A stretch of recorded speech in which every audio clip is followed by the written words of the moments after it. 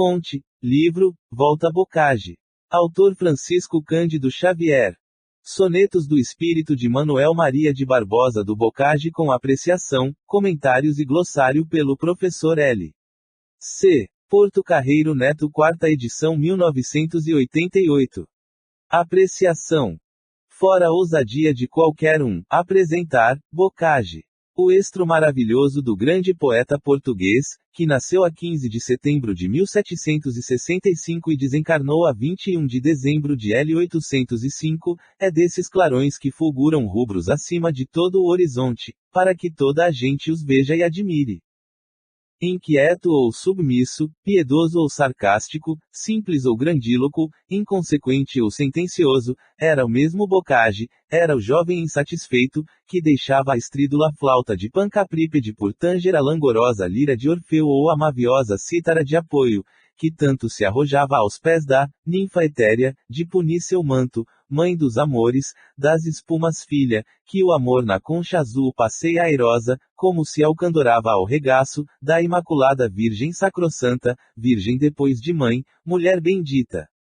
Que, sem de todo desprezar a Calíope de Camões e a Erato de Anacreonte, preferia, no entanto, a Polímnia de Bernardim Ribeiro.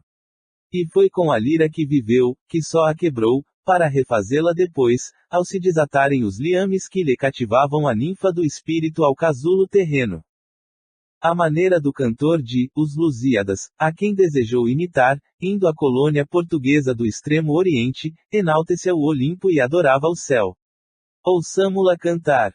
Camões, grande Camões, quão semelhante. Acho teu fado ao meu, quando os cotejo. Igual causa nos fez, perdendo o tejo. Arrostar-se o sacrílego gigante. Como tu, justo algange sussurrante. Da peária cruel morror me vejo. Como tu, gostos mãos, que em vã, o desejo.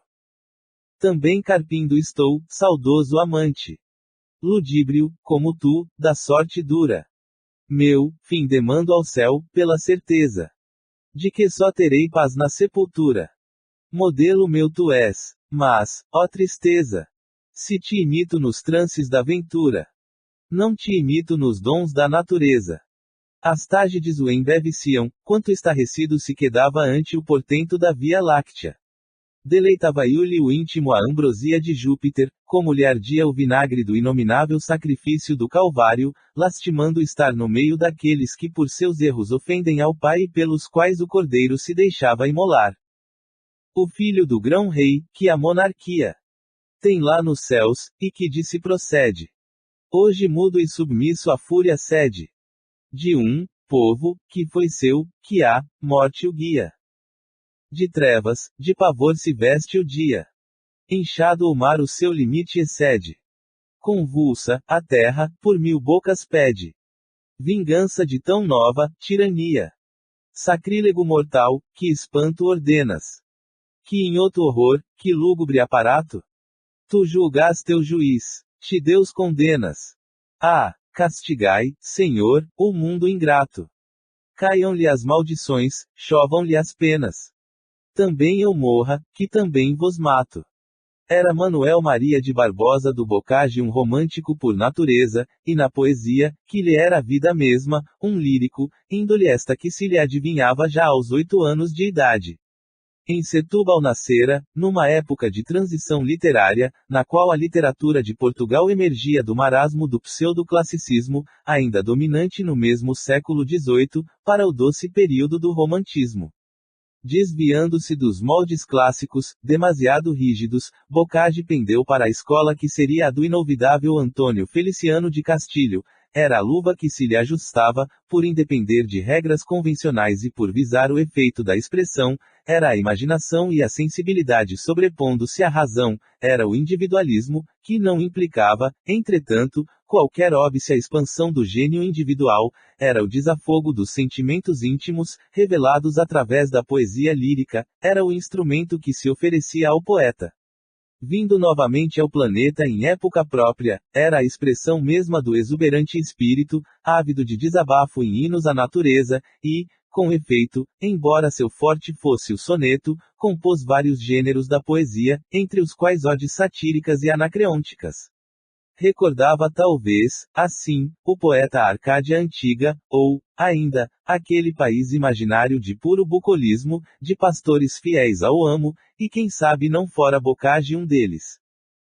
Insatisfeito, como sempre, não lhe agradou o estilo da famosa Arcádia de Lisboa, sucessora das pitorescas escolas que reinavam desde o século XII e que viveu de 1757 a 1774.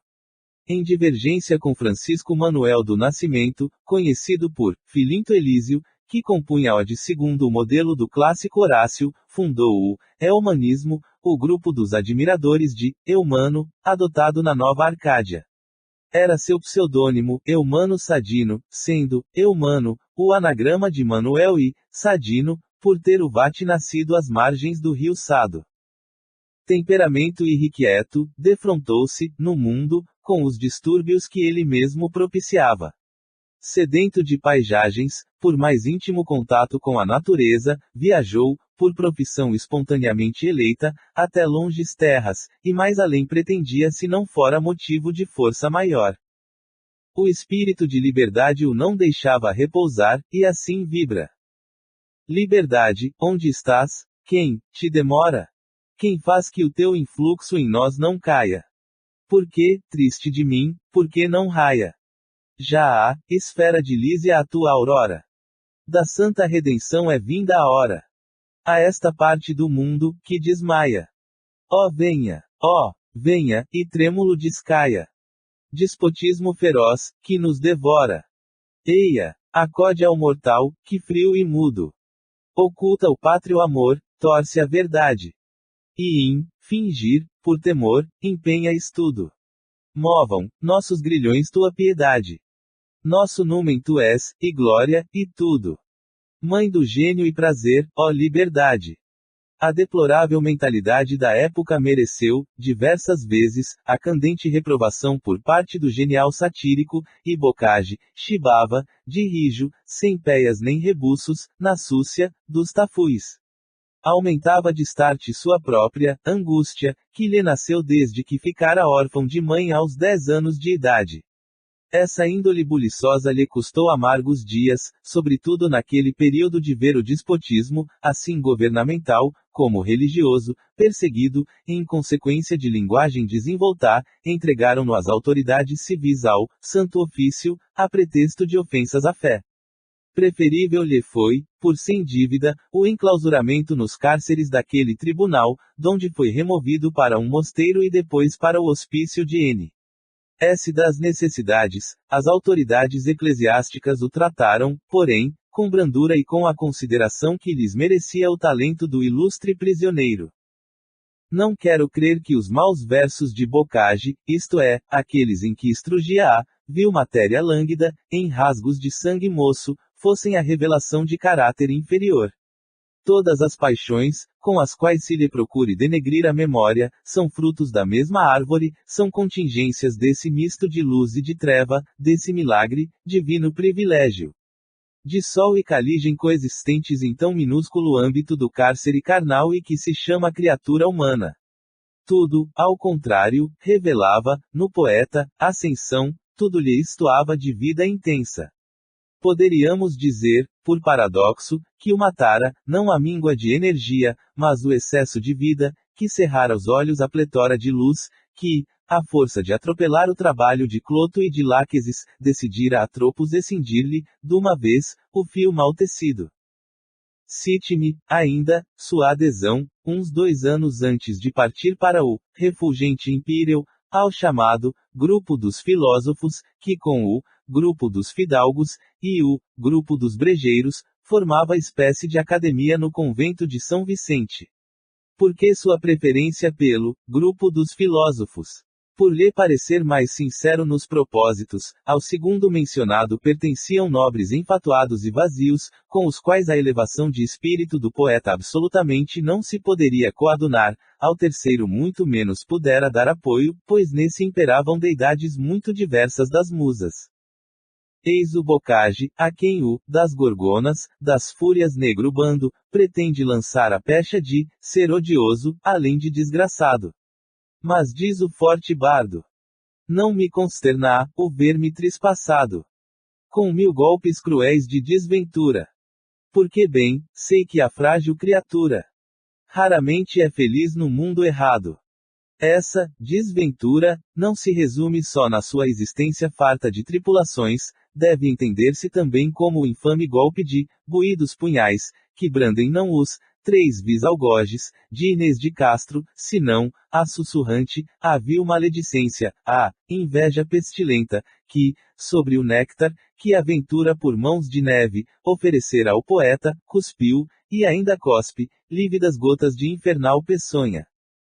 Eis porque lhe sai da alma esta vibrante queixa. O rumor, que me ultraja, é fraudulento. Senhor, meu coração não jaz corrupto. Corrupto não está meu pensamento. Que sejam de humano verdadeiros os estouvamentos de que lhe havemos notícia, não seriam esses desvios um derivativo patente, como que espezinhamento da matéria, contra a qual o ardente espírito se rebelava. Esgota a amarga taça da mocidade e, com esta, a si mesmo. Reconhece, porém, a inutilidade dessa luta feroz entre espírito e matéria, pelas armas desta. Verifica, e não só em extrema hora, que os meios de vitória do homem não são os materiais, senão os espirituais, e lança aos ventos estes gemidos de remorso. Sim, erros cometi, mas erros choro. Não com pranto sagaz, que a vista ilude. Da abjeta hipocrisia ardiz ignoro. Vemo-lo lançar aos ombros do homem a responsabilidade integral dos seus atos e o traçado do seu destino. Vós, crédulos mortais, alucinados. De sonhos, de quimeras, de aparências. Colheis por uso erradas consequências. Dos acontecimentos desastrados. Se a perdição correis precipitados. Por cegas, por fogosas impaciências. Indo e cair, gritais que são violências. De inexoráveis céus, de negros fado. Se um celeste poder tirano, e duro. Às vezes extorquisse as liberdades. Que prestava, ó razão, teu lume puro. Não forçam corações as divindades. Fado amigo não há, nem fado escuro. Fados são as prisões, são as vontades. E ainda afirma. Deus adoro, a eternidade temo. Conheço que a vontade, e não destino. Tais palavras desmentem o errôneo juízo que as autoridades formavam do ímpio, cruel, sacrílego, blasfemo, pois bem queriam vê-lo consumido em língua voraz de labareda ardente, naquele bárbaro tempo, abominosa idade. As outras eras pelos fados presa. Para labéu e horror da humanidade. Flagelos da virtude e da grandeza.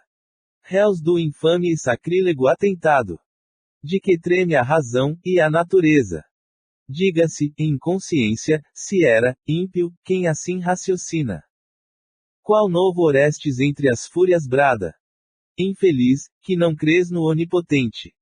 Com sistema, a sacrílego desmente. A razão luminosa, a fé sagrada. Tua bárbara voz iguala ao nada.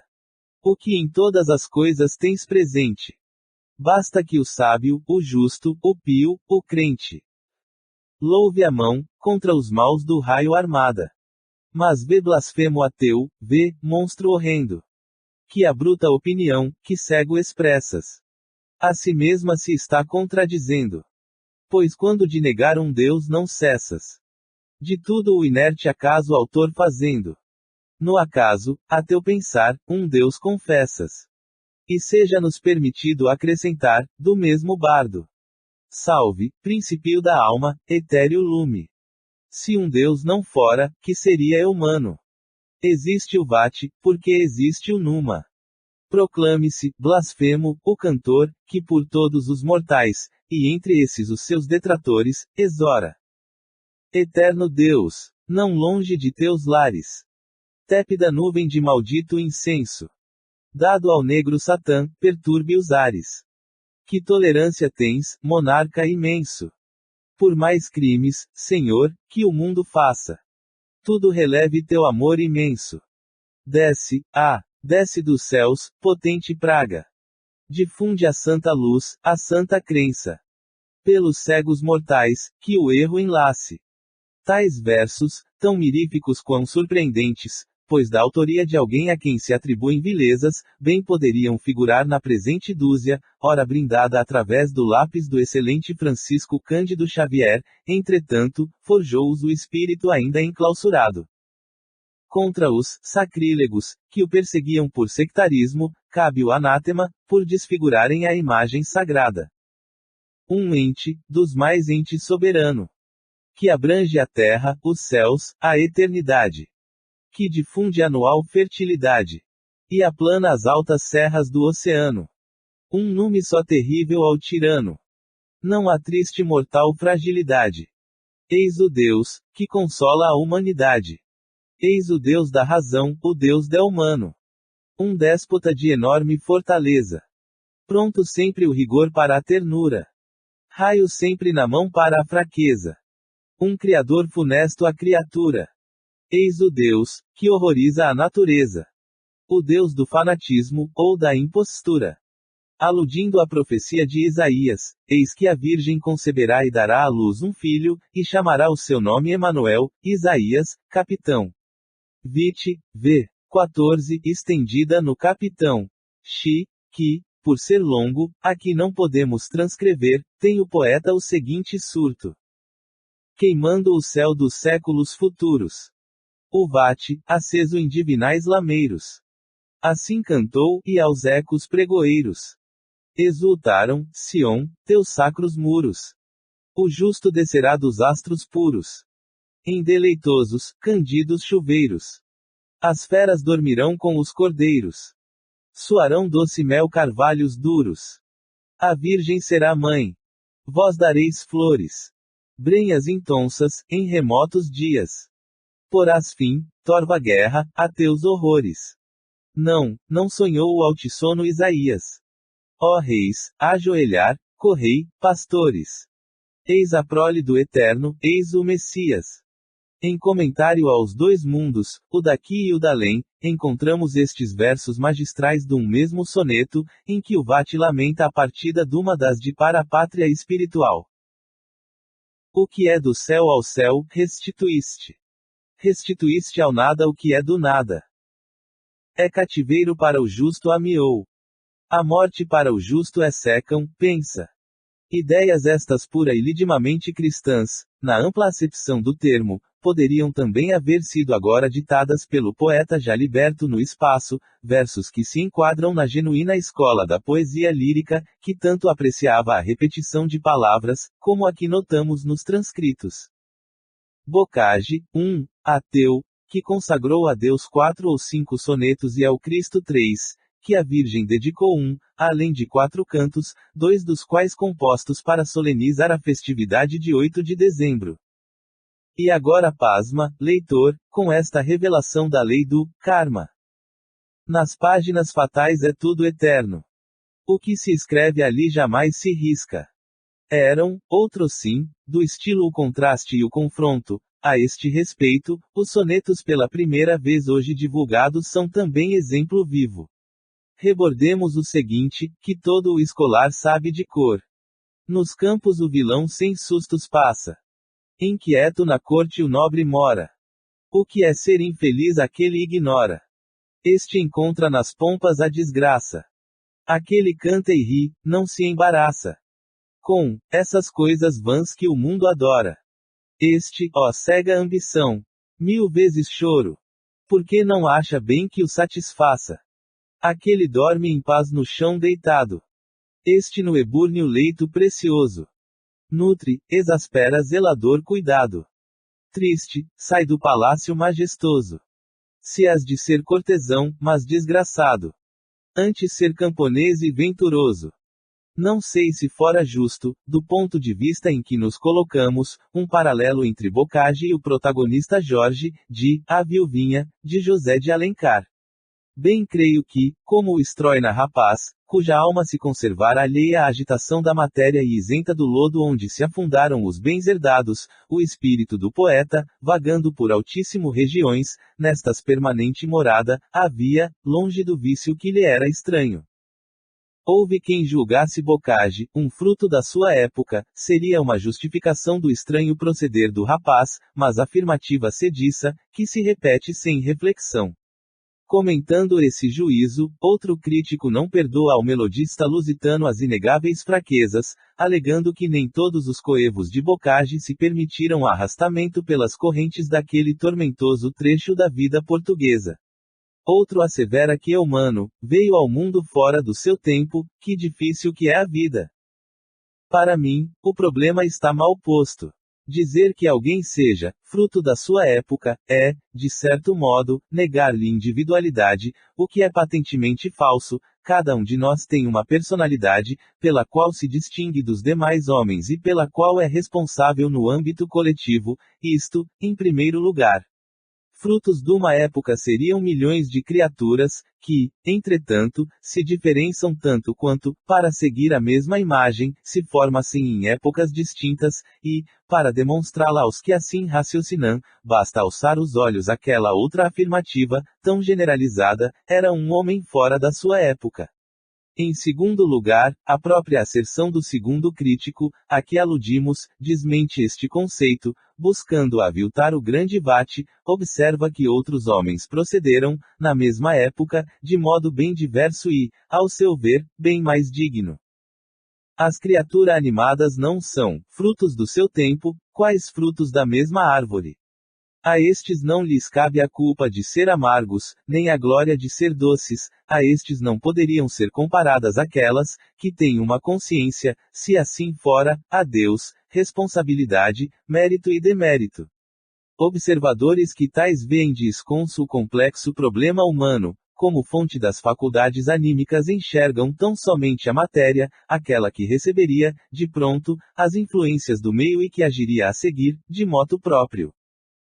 Não se pode, por evidente, negar a influência do meio sobre o indivíduo, como não se pode deixar de reconhecer a do corpo físico sobre o espírito, mas daí afirmar que alguém seja, fruto da sua época, o que vale dizer, do seu meio, vai infinita distância.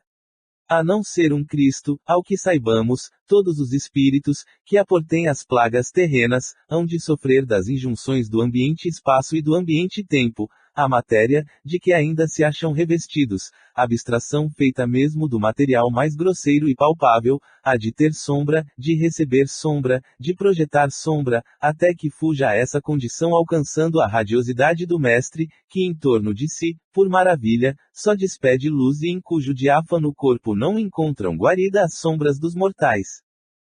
O problema, dissemos, está mal posto. Desejam, os que menos do que os espiritualistas atingimos, afirmar uma verdade maior do que supõem.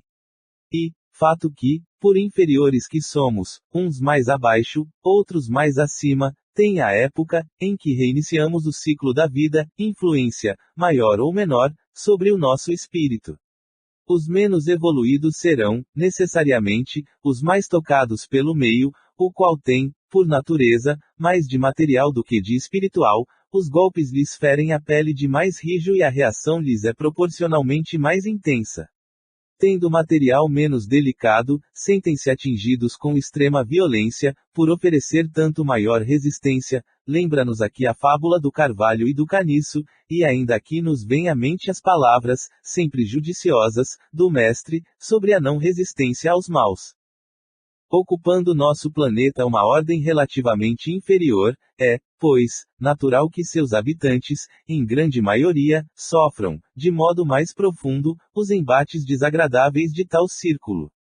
Os próprios espíritos elevados, que se digam baixar entre nós, sejam os que encarnam, sejam os que fortuitamente nos procuram para dar conselhos ou que a nós se afeiçoam para guiar-nos, padecem da pestilência em que nos debatemos, é-lhes enorme sacrifício o contato conosco, da mesma sorte que verdadeira caridade é a preciosa abnegação de médicos e enfermeiros em colônia de leprosos. Nunca seremos demasiado gratos a uns e outros desses missionários. O que não veem os materialistas, nem mesmo os que não admitem o princípio da reencarnação, é que o espírito encarna em época própria, para nela encontrar as condições que deve preencher para seu progresso e para o avanço da coletividade, restrita ou planetária, a que é destinado. É inconsequente o espiritualista que, admitindo a alma, pretende seja esta criada no momento em que deva receber um corpo material, responsabilizando-a, a seguir, por atos que a condenarão por todo o sempre ou que lhe trarão louros de vitória a ser usufruída em algum hipotético nirvana. Se, pois, descemos em determinada época e em lugar fixado, então e aí devemos cumprir um destino, de acordo com o plano dos nossos maiores, que opinam ser a nossa tarefa útil, não só a nós mesmos, como a todos com quem passemos a conviver. Não seremos, assim, é claro, frutos da época, mas deparamos com uma época, em que possamos desenvolver as capacidades adquiridas e receber outras, utilizando umas e outras na medida de nossas posses e consoante nossa vontade. Essa liberdade de ação é um dos mais fulgurantes traços do plano do Altíssimo, e por ela ninguém é forçado a seguir este ou aquele rumo, principalmente na esfera moral. No campo científico é compreensível que os estudiosos estejam ligados às teorias dominantes, ainda assim, os de mais visão lançam novas concepções, combatidas, muitas vezes, pelos rotineiros. Sobre questões filosóficas semelhantes considerações se podem expender, mas, é força convir, o mesmo não se dará na esfera moral. Insta distinguir entre a ciência da matéria, a filosofia e, dentro desta, em particular, a moral. Ao homem impoluto não lhe enodoam a roupa branca o salpico da vasa mundana. A ciência adquire-se, como a filosofia se aceita, a moral, porém, é parte essencial do espírito, e este só se inclinará para o mal por virtude de sua própria imperfeição, isto é, seus atos são filhos do próprio mal que nele reside, não são, filhos do seu tempo, senão desse outro Saturno que demora na alma e que se chama o homem velho. Bocage, como todas as criaturas humanas, viveu na sua época própria, deixou-lhe traço indelével de uma penacei general, formou estilo, imprimiu personalidade a um tempo em que a literatura atravessava fase indecisa, suas ideias trouxas ele consigo, para afirmá-las no ambiente que devera, naquela hora, receber mais largos horizontes, moldou o que era informe e pôs-lhe rutilante sinete, que jamais se extinguirá, nem mesmo perdera, de brilho. Hoje, na ilustre escola do espaço, banhado na alvinitente luz de tão sábia companhia, pôde eleger o rumo que lhe convinha e tirar do embate dos sentimentos que o dominavam, bons e maus, aqueles que realmente o impeliam para o alto nas asas do seu Pégaso. Instruiu-se e hoje nos ensina, e, por não perder a fibra, concede-nos admoestações, inspirada, agora, pela divina musa da redenção. Vejamos, porém, leitor, o reverso da medalha, no tocante à apreciação do gênio que estupramos. Não somente, crespa de serpes, horrida maldade, investe contra o grandioso Vate que, ostentando, rico diadema de radioso esmalte, colheu no Olimpo o antídoto da morte. Ainda naquela época procelosa, em que se debatia o pensamento nas garras, já bem aparadas, de uma congregação de abutres, é-nos grato ler o relatório do censor João Guilherme Cristiano Miller, membro do Desembargo do Paço e deputado da mesa da Comissão Geral sobre o Exame e Censura dos Livros. No manuscrito que Vossa Majestade me mandou ver pela portaria retro, apresenta o seu prendado autor novas produções do seu raro talento que lhe assegurara um lugar distinto entre os vates ensaios lusitanos, aos quais ainda a posteridade fará justiça. Poesias temas que penetram o coração, e onde, de vez em quando, luzem vislumbres de esclarecida filosofia, cativando a participação dos espíritos mais meditativos do que sentimentais, fábulas graciosas, que ensinam a prática das virtudes as mais benéficas e promovem a intuição de verdades nunca assaz ponderadas, misturadas com traduções que patenteiam tanta familiaridade do seu autor com as belezas das línguas dos originais, como também o seu acesso no santuário dos mais recônditos tesouros do idioma vernáculo. E com epístolas, odes e épodos altissonantes, nos quais desenvolve toda a força de um gênio culto e transcendente, unido intimamente com uma fantasia inesgotável poética, numa palavra, tudo quanto pode servir de documento de um gosto eminente para os mais admiráveis produtos de todos os tempos e de todas as regiões do nosso mundo, de mão dada com a singular distridade de o transplantar sobre pátrio chão, enquanto neste se cultivam com igual diligência e feliz sucesso os seus próprios, de tudo isto é a presente coleção um elegante florilégio. Bem pena é ser inevitável que se mostrasse em muitos lugares a influência da atmosfera turbida, carregada e penosa, debaixo da qual o autor plantou grande parte deste rico jardim. Felizmente, porém, se percebe mais o efeito lamentável disto sobre a mente aflita do poeta, que sobre as flores e frutos encantadores das vergôntias que regou com os eflúvios de seu pranto, em cujo afago a sua musa sempre conserva menos o caráter de ministra de inumanas e indecorosas paixões, do que ditames da razão, moralidade e mimosa discrição, pronta a sacrificar tudo o que pode tentar a fraqueza humana a pecar contra respeitáveis leis, boa ordem social e tranquilidade civil e doméstica. Eis aqui as observações que resultaram do exame deste manuscrito, e sobre as quais se escorra o meu parecer, que haverá poucos tão dignos da faculdade que o suplicante solicita. Vossa Majestade, porém, ordenará o que for servida. João Guilherme Cristiano Miller ***. No Dicionário de Rimas Luso-Brasileiro, de Eugênio de Castilho, correto, aumentado e precedido de um prefácio e de um compêndio de versificação pelo Visconde de Castilho, encontramos a seguinte afirmativa, que bastaria para encerrar esta breve apreciação. O soneto português, podemos dizer sem exageração, nasceu com Bocage, e com Bocage morreu.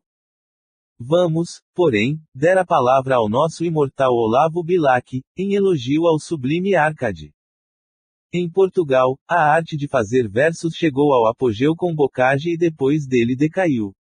Da sua geração, e das que a precederam, foi ele o máximo cinzelador da métrica. A plástica da língua e do metro, a perícia ao ensamblar das orações e no escandir dos versos, a riqueza e graça do vocabulário, o jogo sábio e, às vezes, inesperado das vogais e das consoantes dentro da harmonia da frase, a variação maravilhosa da cadência, a sobriedade das figuras, a precisão e o colorido dos epitetos, todos estes difíceis e complicados segredos da arte poética, cuja beleza e variedade às vezes escapam até aos mais cultos amadores da poesia e aos mais argutos críticos literários.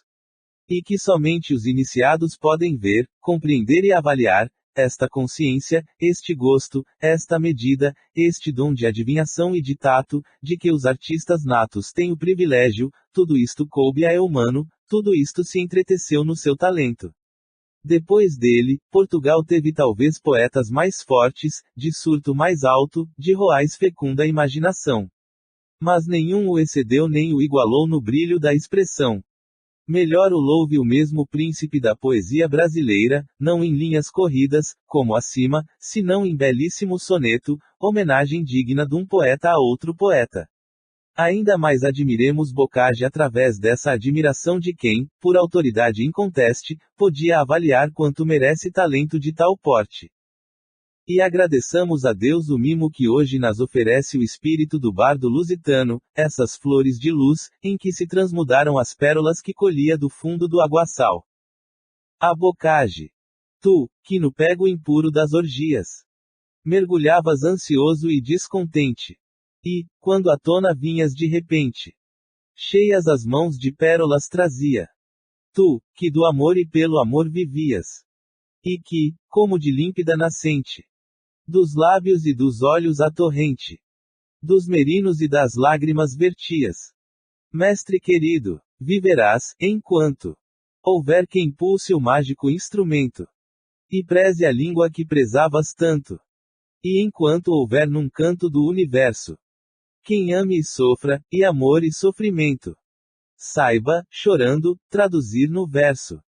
E, para encerrar esta apreciação, apliquemos ao genial Eumano seus próprios conceitos a um amigo que se fora da terra. Neste dia, em que o véu mortal despiste, dias eternas te confere a sorte. Se longe do universo errado, e triste, triunfa teu espírito fulgente. Imortal entre nós teu nome existe. Apude Gomes Monteiro, Bocage, esse desconhecido. Esclarecimento. Os sonetos, que constituem motivo e tema deste opúsculo, foram comunicados, conforme dissemos na apreciação, pelo espírito de Bocage através do incomparável lápis do conhecido médium Francisco Cândido Xavier, em Pedro Leopoldo, estado de Minas Gerais. Começaram estas luminosas mensagens em a noite de 25 de novembro de 1946, com o seguinte aviso do Guia dos Trabalhos: agora fiam concentração, porque vamos receber uma lembrança de um espírito que há mais de 100 anos não se comunica com a Terra. Isto foi em sessão pública, no Grupo Espírita, Luiz Gonzaga.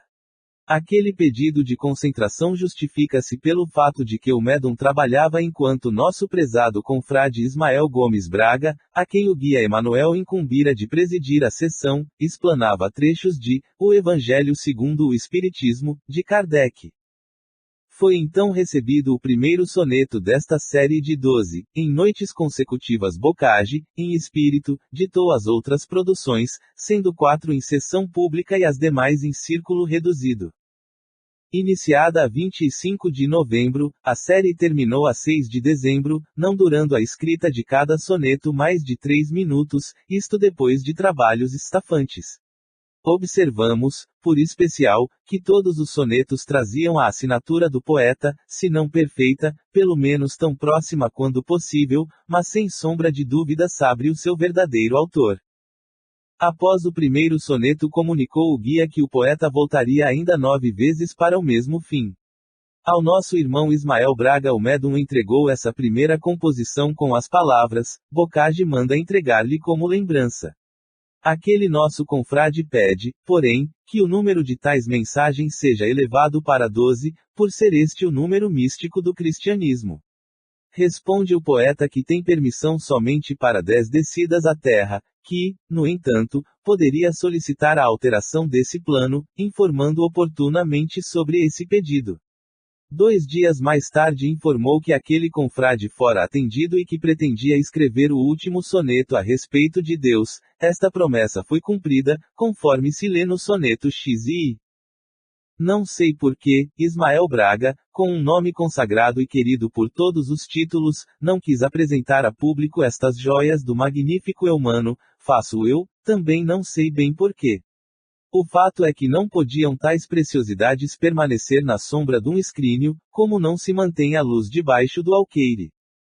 Não são estes sonetos do além meras palavras soltas ao vento, puros devaneios de poeta que sonha, ou de cantor, cuja alma flamejante extravaga em arroubos de encantamento. Constituem, ao contrário, matéria substanciosa, desenvolvida segundo um plano sábio. Essa matéria é a própria doutrina espírita, e esse plano é o quadro vivo da natureza, no que tange a criatura humana. O que ora nos deixou o ilustre príncipe da métrica não foram simples rimas, paraférias dos nossos espíritos, deleita-nos, mas faz-nos meditar, conduz-nos a refletir, mas sem a fadiga de severa filosofia. Tudo o que é belo nos enleva, e se a poesia tem a princípio a faculdade de nos transportar acima do terra a terra, os presentes versos do magistral Vativô e impelem a região do incognoscível.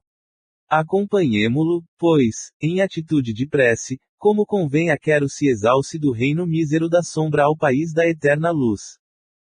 Para melhor apreensão do conceito emitido em cada soneto, desenvolvê-lo-emos em prosa, logo a seguir.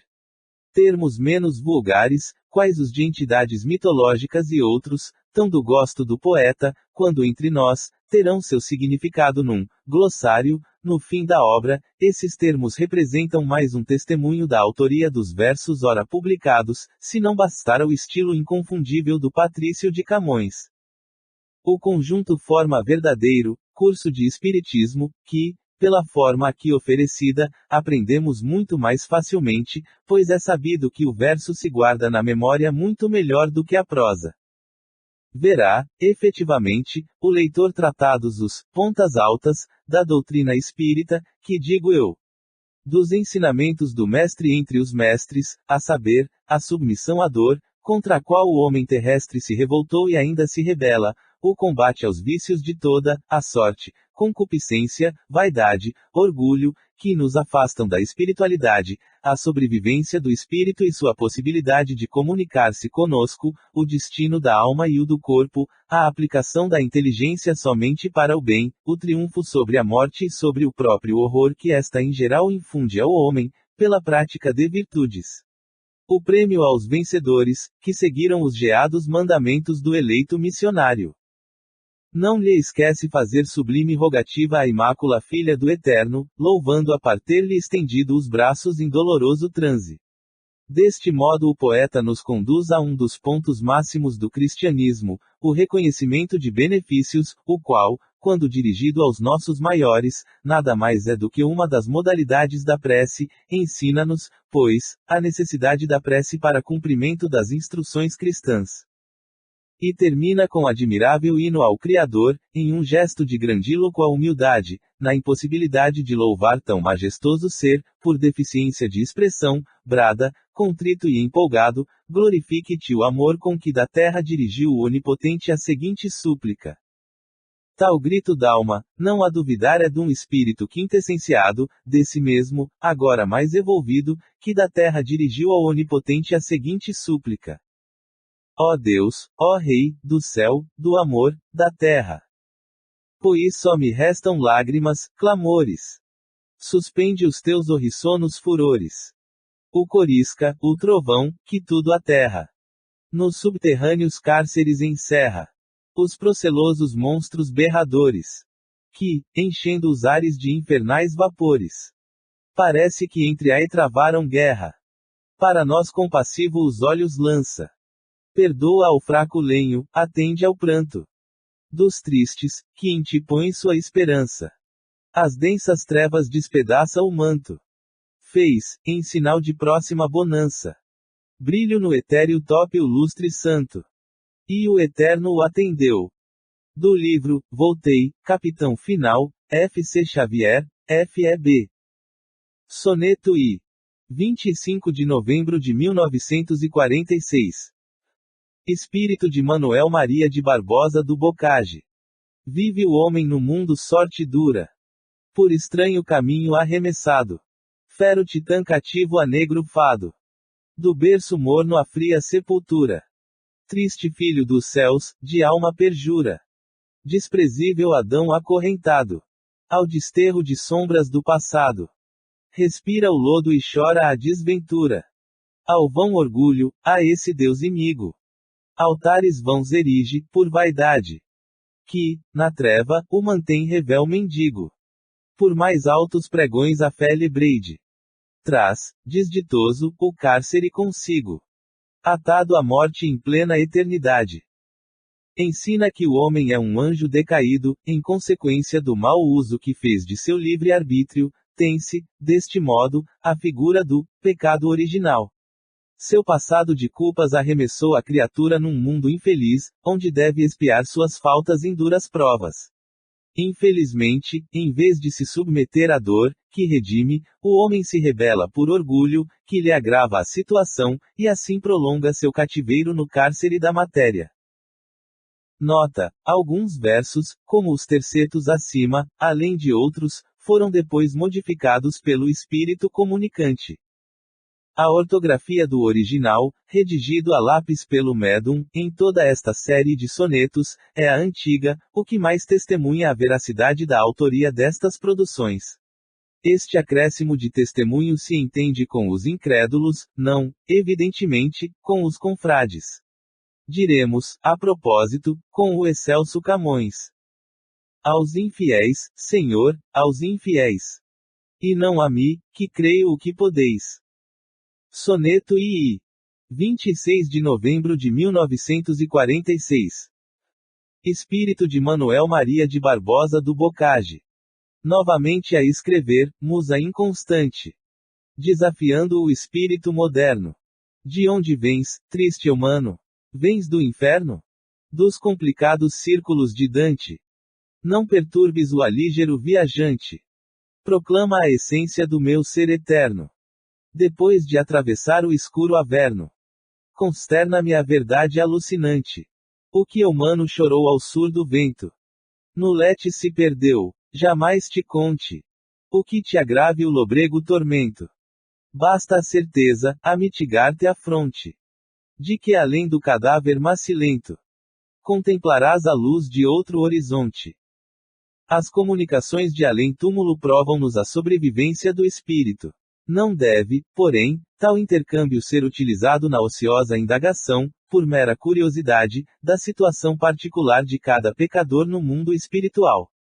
Outro sim, a certeza de haver outro horizonte, além do qual se estará banhado da luz verdadeira, nos obriga a pensar em que todos os nossos atos serão aí focalizados, daí o cuidado em nosso proceder na Terra, pela responsabilidade com a qual enfrentaremos a luz celeste. Soneto II. 27 de novembro de 1946. Espírito de Manuel Maria de Barbosa do Bocage. Sonhava o pobre humano, ao sol da graça. Aventura sem fim que amor nutria. Louco, vivendo ingrata fantasia. Da velha China às margens do regaça. Infortunado vate, mal sabia. Que o langotim da carne brilha e passa. E, cego de prazeres, pôs-se à caça. Das mentiras cruéis que amor trazia. Que vale o bojo lúcido e encantado. De embarcação sem praias, onde há porte. Brigue de ouro no abismo encapelado. Assim colhido o mundo amarga sorte. Quando desfez o tempo duro fado. Devolvendo-me o sonho ao grau da morte. Adverte-nos contra os prazeres sensuais, emanados do instinto da carne efêmera e que a nada conduzem, qual embarcação dourada, exposta ao mar proceloso e sem porto de destino. A tempestade, na vida humana, são as paixões desenfreadas, que só fazem perturbar e afligir o espírito, só ao desencarnar, compreende este o mal que lhe trouxeram tais gozos. Soneto IV. 28 de novembro de 1946. Espírito de Manuel Maria de Barbosa do Bocage. Volta, Bocage, ao mundo e grita ao fado. Que a fama vil padece desengano. Que a carícia de Ismene é fogo insano. Depois do escuro estige atravessado. Antes viver no exílio sem agrado. Sofrer de goa o beleguim tirano. Beijar fusco e dar o cã por soberano. Que ser presa de gozo desmarcado. Preferível guardar ervadas setas. Da calúnia que mata pouco a pouco. Sucumbindo entre as dores mais abjetas. Que morrer, de olhar baço e peito rouco. Na miserável chusma dos patetas. E acordar no outro mundo como louco. Combate a vaidade que aspira a fama e glória entre os homens. Todos os sofrimentos, todas as humilhações são preferíveis à sede de admiração mundana, esta nos enche de orgulho e de ilusões e nos projeta num mundo de dores atrozes, após o desligamento do espírito, longe da multidão ignara que nos incensava. Ainda nos acautela contra as falsas delícias amorosas, que, após a morte do corpo, se transformam em chamas torturantes para o espírito. Soneto V. 29 de novembro de 1946. Espírito de Manuel Maria de Barbosa do Bocage. Doce Mãe, Sereníssima Senhora. Dos teus olhos velados de doçura. Nasce fresca a alvorada, que fulgura. Na infortunada sombra de quem chora. Quando meu ser vagava em noite escura. Nas angústias do abismo que apavora. Estendeste-me os braços, vendo, embora. Minhas chagas de treva e de loucura. Ante o regaço fúlgido consente. Que minha fé se exalte, embevecida. Prosternada, ditosa, reverente. Recebe no dossel de graça e vida. O louvor de teu filho penitente. No clarão de minha alma convertida. Depois de nos prevenir contra os vícios, quais o orgulho, a vã curiosidade, a concupiscência e a vaidade, o poeta nos dá exemplo de submissão e de reconhecimento pelos bens recebidos.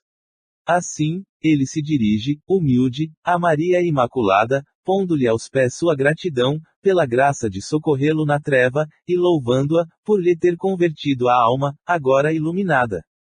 Desta maneira, o poeta nos apresenta a prece como dever da criatura, que espera dos espíritos superiores o auxílio nas situações aflitivas em que se encontre, e esse precioso auxílio lhe vem nas horas de cegueira da alma ou nos momentos de perturbação e desatino do espírito.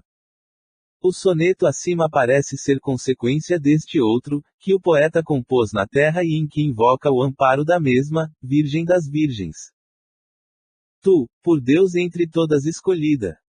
Virgem das Virgens, tu, que do assanhado Tartário monstro com teu pé sagrado esmagaste a cabeça entumecida. Doce abrigo, santíssima guarida de quem te busca em lágrimas banhado. Corrente com que as nódoas do pecado lava uma alma, que geme arrependida. Virgem, de estrelas nítidas crouda. Do Espírito, do Pai, do Filho eterno. Mãe, filha, esposa, e mais que tudo amada. Valha-me o teu poder, e amor materno. Guia este cego, arranca-me da estrada, que vai parar ao tenebroso inferno. Eis, pois, outra faceta da prece, a súplica de amparo, nunca negado a quem pede com sinceridade e condição, cor contrictum et humiliatum Deus non dispiciete. Soneto Vi. 30 de novembro de 1946. Espírito de Manuel Maria de Barbosa do Bocage. Quem no gozo consome a luz divina, audaz queimando a lúcida candeia, do Capitólio vai a Tarpeia, na cova onde a aflição ruge e domina. Desventurado intento, dura sina, do gozador que, mísero, tateia, rogando claridade à casa alheia, ao resplendor solar que ele abomina. Desgraçado o destino que se entrega, a prepotência vil, a guerra acesa, dos instintos da carne escura e cega. Ó céus, que atroz suplício, que tristeza, no mendigo da luz, que a luz renega, as trevas abismais da natureza. Estima que, pelo cultivo do gozo físico e de outras modalidades de sensações materiais, o homem extingue em si mesmo a luz divina da espiritualidade, a criatura se torna cega para os atributos da alma, para as atividades do espírito, face materialista.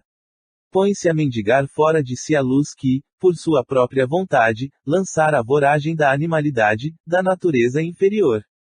Sem a luz, que ele abomina, e que, no entanto, procura, estando nela imerso, o homem nada vê e em nada acredita. O poeta nos diz, portanto, que cada um de nós possui uma centelha divina, que cumpre cultivar, e não extinguir, para que, com essa luz própria, possa cada um guiar-se, afastando-se do local de onde se lançaria ao abismo dos condenados. Nesse báratro, impossível lhe é receber um raio de luz, uma vez que não se encontra em condições de ser esclarecido. Nova advertência, pois, contra a desmedida obediência aos imperativos da matéria, ampliando a contida no soneto II. Soneto Vi. 1912-1946. Espírito de Manuel Maria de Barbosa do Bocage. Doce a contemplação do empório santo. Favônios matinais soprando avenas. Há dilúvios de rosas e verbenas. De resplendente luz, no ebúrneo manto. Terna revelação, sublime encanto. Longe da sombra de mundanas penas. Cantam vozes de dulcidas camenas. Liras de Orfeu, em plácido quebranto. Tudo sonhos e amores inocentes. Nada recorda as coleras da guerra, que extermina os humanos descendentes. No sublime concerto tudo encerra. O júbilo dos bons, a paz dos crentes, que venceram nas lágrimas da terra. Se a revolta contra as leis divinas, o cultivo do orgulho, da vaidade, das vis paixões, da ausência de fé, a repulsa voluntária da luz interna, que deveria aclarar-nos o caminho, nos trazem aflição e tristeza, o amor fraternal, a bondade e a fé sincera nos conduzem, em contraposição, ao sonhado Éden. Existem, pois, recompensas e castigos, de acordo com o nosso procedimento ditado pelo livre-arbítrio. Neste soneto o poeta nos descreve as delícias puras, que fruirão os espíritos vencedores de suas provas na terra, é o contraste entre o bem, agora focalizado, e o mal, que ele pintara, em seu estilo tão característico, nos versos anteriores. Soneto VII 02121946. Espírito de Manuel Maria de Barbosa do Bocage. A passagem do túmulo desata, tanto a orgulhosos reis, como a pastores. A parca de 1000 dedos matadores. Da cólera medonha em fúria ingrata. Não lhe valem a horrífera bagata. As riquezas e os dons encantadores. Nem lágrimas, nem rogos, nem favores. Nada lhe foge a sanha intimorata. Ó Deus! Ó céus! Cruel destino humano! Tremei, mortais, guardando o vosso dia. No fraternal amor que obra sem dano. Rasgam-se os véus de toda a soberbia. Ao vento do sinistro desengano. Na amarga solidão da cova fria. Recorda-nos que todos temos de deixar este planeta, orgulhosos, humildes, potentados, ricos, formosos. Não a fugir à morte, mas poderemos aguardar tranquilamente o instante de partir, alimentando o amor fraterno. Com este sentimento, a morte se nos transforma em amiga, em libertadora, em fonte de felicidades, não o desengano, nem a amarga solidão, encontra o espírito, ao transpor o limiar do espaço, senão o prêmio da virtude e a companhia de amigos que o esperam de braços abertos. Vencemos, assim, a morte e o horror que geralmente nos causa seu espectro. Soneto IX 03121946. Espírito de Manuel Maria de Barbosa do Bocage. Que o menestrel ditoso não consiga exaltar o esplendor que a morte vela. Cale meu ser as maravilhas dela. Rude madrasta, mãe piedosa e amiga. Sua destra de sol horrenda e bela. A emergir do albornoz de treva antiga. Traz a foice que indômita castiga. Fere, humilha, golpeia e desmantela. De Temis implacável, que não dorme. Anjo e monstro, prossegue, sem repouso. Duro alfange a brandir no campo enorme. Ao seu olhar sublime e doloroso. À frente de seu gládio multiforme. Reconforta-se a dor, padece o gozo. Continua considerando o tema da morte, cujas maravilhas confessa o poeta ser incapaz de decantar. O genial Vate aproveita o tema para mais um dos seus contrastes como, rude madrasta, mãe piedosa e amiga, destra de sol horrenda e bela, olhar sublime e doloroso. A todos a parca vigilante olha com inflexível justiça, que eleva a dor e pune o gozo material, premia o bem, castiga o mal. Note-se a semelhança entre os dois últimos versos do segundo quarteto com os seguintes, também os dois últimos, da 51ª estrofe do canto II, de Os Lusíadas. Mas o de luso, arnês, couraça e malha. Rompe, corta, desfaz, abola e talha. E, outro sim, compondo soneto, ainda aqui na terra, no qual se refere a olorosas palmas do bem e aos cardos aculeíferos do mal, o mesmo gigante poeta nos dá viva demonstração da sua crença num ente supremo. Eis esse soneto. Os milhões de áureos lustres coruscantes, que estão da azul abóbada pendendo. O sol, e a que ilumina o trono horrendo. Dessa que amima os ávidos amantes. As vastíssimas ondas arrogantes. Serras de espuma contra os céus erguendo. A leda fonte humilde o chão lambendo. Lourejando as searas flutuantes. O vil mosquito, a provida formiga. A rama chocalheira, o trono mudo. Tudo, que a Deus a confessar me obriga. E para crer num braço, autor de tudo. Que recompensa os bons, que os maus castiga. Não só da fé, mas da razão me ajudo. Soneto X 04121946. Espírito de Manuel Maria de Barbosa do Bocage. Pobre vate de vão merecimento. Que viveste a esbanjar talento e rimas. Foge ao sonho mendaz que desestimas. Nem procures arpias do tormento. Chora, Bocage, a perda que lamento. O desprezo do tempo em vários climas. Dura lembrança que também lastimas. Na paz buscando imoto esquecimento. O que é da terra, clama, tudo passa. Tanto a flor veludosa da ventura, quanto o acerado acúlio da desgraça. De Citereia foge a formosura. E enquanto o escrínio vil é dado a traça, os empíreos vergéis a alma procura. O poeta lastima o esbanjamento de seu talento e de suas horas. Tudo isso, clama-nos, lhe foi sem proveito, pois tudo é fugídio neste planeta, onde ilusórias são a aura da ventura e o furacão da desgraça. Nem a uma, nem a outra devemos dar importância maior, cumpre-nos fruir a efêmera felicidade, como suportar os não menos fugazes reveses, com o olhar posto em esferas mais elevadas, para onde o espírito voa, deixando a destruição o invólucro provisório. Construamos, pois, com vistas à eternidade, nem a obra do Senhor de todos os seres se firmaria em tão perecível fundamento, quais as ilusões da terra. Soneto X. 05121946. Espírito de Manoel Maria de Barbosa do Bocage. Louvores não em tons ao pego impuro, de vaidades cruéis e vis mentiras. Sublime e casta musa, que suspiras pela terra perfeita do futuro. Patrocina-me o plectro mal seguro. Pobre arrabil ao pé de doutas liras. Alimenta a esperança, que me inspiras. Nos paramos ditoso que procuro. Ninfa maravilhosa, vem comigo. Concede ao vate humilde, que te adora. Unive o braço, o terno peito amigo. Guia-me o passo incerto vida afora.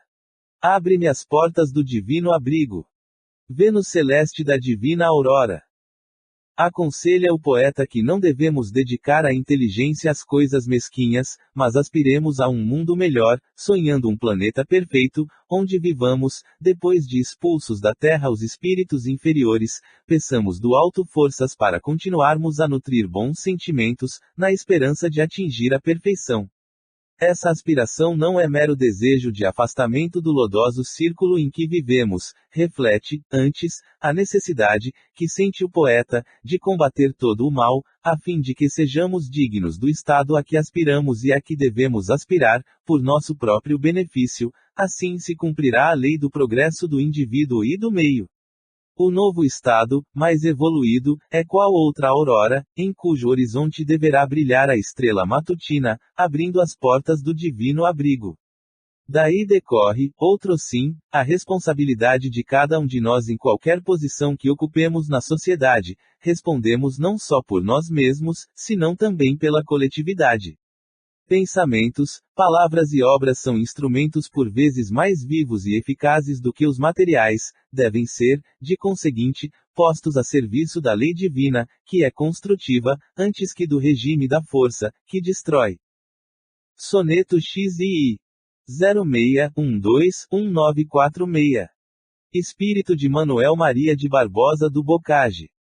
Estro frágil, sem louros, jamais tente engrandecer, em míseros cantares, os imensos impérios estelares do teu reino de luz resplandecente. Louvem-te a glória excelsa eternamente. Canoos, Altair, Círios e Antares. Paraísos suspensos, almos lares, que balançam na abóbada luzente. Quem dirá dos mistérios que proclamas? Em turbilhões de sóis, uno e dispenso. Dos teus castelos de sagradas chamas. Emudeçam as notas de meu verso. Glorifique-te o amor com que nos amas. Nas mais remotas plagas do universo. O poeta encerra este curso com um grandioso hino de louvor a Deus. Jamais serão os poemas humanos dignos de cantar a glória do Criador, só as estrelas podem celebrar a obra do Onipotente. Pequeno é tudo diante da majestade divina, e o verso deve emudecer. A glorificação única ao Ente Supremo seja o amor que ele nos consagra, pois nem mesmo o nosso amor ao Pai lhe cantará a grandeza, que abrange o infinito do espaço e a eternidade do tempo. AGRADSIMENTO. Leitor, meu irmão. Encerramos este magistral breviário como convém, de joelhos, em prece cordial. Acompanhemos o poeta na sua rogativa a Maria, assunta aos céus. Tu, doce chama, angélica ternura, que o Criador envia à criatura. ó dádiva celeste, ó dom do imenso. Com que aterramos Satanás infenso. Com que a tormenta das paixões se acalma. Que os tesouros sem fim do eterno erário, resumidos contens nas graças tuas. Que outros sóis, outros astros, outras luas, invisíveis a nós, lá vês, lá pisas. No almo, nítido céu, tu divinizas. Meus versos, dedicados até agora a vãos prestígios, que a fraqueza adora. Ah, dos teus olhos um volver piedoso. Diz-me, ó Virgem bela, o justiçoso. Ente imortal, que os ímprobos fulmina. Apaga o raio, que na mão divina. A prumo sobre a fronte me chameja. A quem te invoca teu favor proteja. E Maria o acolheu. Glossário. Altair, estrela de primeira grandeza da constelação da Águia. Amor, nos sonetos desta série bocagiana deve entender-se como o Deus Amor, isto é, Cupido. Antares, estrela de primeira grandeza da constelação do Escorpião. Arrabil, antiga rabeca, usada pelos árabes e na Idade Média. Avena, flauta pastoril, estilo pastoril, humilde, singelo. Averno, lago próximo de Nápoles e que ocupa a cratera de extinto vulcão. Os poetas consideravam-no como entrada dos infernos. Bagata, feitiço, bruxaria. Beijar, também significa, estar ao pé de. Beleguim, esbirro, designação depreciativa dos oficiais de diligências, agentes policiais, etc. Camenas, as musas. As musas eram 9, filhas de Júpiter e de Mnemósine, e presidiam as artes liberais, entre as quais a poesia em seus gêneros lírico, heróico e anacreôntico, Polinia, Calíope e Erato, respectivamente. Euterpe era a da música. Canoos, ou Canopo, estrela de primeira grandeza da constelação do navio Argo. Capitólio, fortaleza sobre o Monte Capitolino, onde estava o templo de Júpiter. A este se conduziam solenemente os triunfadores romanos. Citereia, cognome da figura mitológica Vênus. Climas, em sentido figurado, regiões, países. Dante Alighieri, célebre poeta italiano, 1265 a 1321, autor da Divina Comédia. Eumano, pseudônimo de Bocage, na Nova Arcádia. Ervadas, envenenadas. Estige, rio do Peloponeso, Grécia, que os antigos localizavam nos infernos. É hoje o Mavro Nero. Favônio, vento brando do poente, Zéfiro. Fogo insano, causador, excitador de grandes estragos, etc., conforme se verifica no Diction. De Moraes, Paris de Troia. Fogo insano, Eneida, 10, 173. Fusco, melancólico, triste. Gládio, poder, força, o direito de vida ou de morte. Goa, cidade da Índia, na costa do Malabar, possessão portuguesa. Arpia, monstro fabuloso, com asas, muito voraz, que tinha cara de mulher e corpo de ave de rapina. Metaforicamente, esta palavra indica as pessoas que são dissolutas na honestidade e no procedimento. Idal Khan, tirano muçulmano, que, à frente de grande exército, manteve Goa inutilmente em estado de sítio, no ano de 1572. Imigo, ou mesmo que inimigo. Imoto, imutável, sem alteração. Ismene, uma das beldades, a quem Bocage dedicou versos, apesar de sabê-la volúvel e vil. Meus danos conto, minhas mágoas fio. Dou queixas contra Ismene, amor, e o fado. Langotim, espécie de tanga, usada pelos hindus, para cobrir as partes pudendas. Letes, um dos rios dos infernos, cujo nome significa esquecimento, as sombras, almas dos mortos, bebiam suas águas para esquecerem o passado. Ninfa, divindade dos rios, dos bosques e dos montes. Orfeu, poeta e músico, filho de Apolo e de Clio, esta era a musa da história, ou, segundo outros, de Apolo e de Calíope, também, no parecer de alguns enciclopedistas, filho do rei Éagro, da Trácia, Grécia. Disse que com os seus cantos, acompanhados a famosa lira, fascinava pessoas, animais, plantas e rochedos. O nome de Orfeu passou a designar um músico ou um poeta. Parca, cada uma das três deusas, Cloto, Láquesis e Atropos, das quais a primeira fiava, a segunda dobava e a última cortava o fio da vida humana. No soneto de Bocage, desta série, em que se encontra esse nome, o poeta se refere à última, isto é, à morte. Plectro, instrumento que servia para fazer vibrar as cordas da lira, o gênio poético, a poesia. Regaça, pequeno rio pedregoso, que banha Óbidos, em terras lusitanas, às margens do qual ele se enamorara dos brandos olhos gentis, de Tirgeia. Sirius, ou Sírio, estrela de primeira grandeza da constelação do Grande Cão. Surdo, no sentido figurado, inflexível, implacável, inexorável. Tarpeia, rocha, que formava a ponta sul do Capitolino e donde precipitavam os réus de alta traição e os conspiradores. A expressão, do Capitólio à rocha Tarpeia significa, da grandeza, da elevação à decadência, à ruína. Temis, deusa da justiça, a própria justiça. Titã, designação genérica de cada um dos gigantes, filhos de Urano, que quiseram escalar o céu e destronar Júpiter. Vento, também significa, em sentido poético, fado, sorte, fortuna.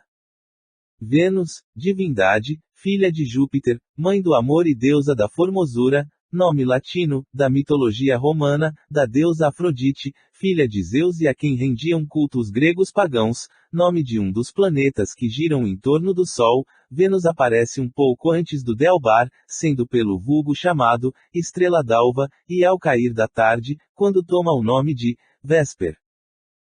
Rio de Janeiro, janeiro de 1947. Porto Carreiro Neto. Fim.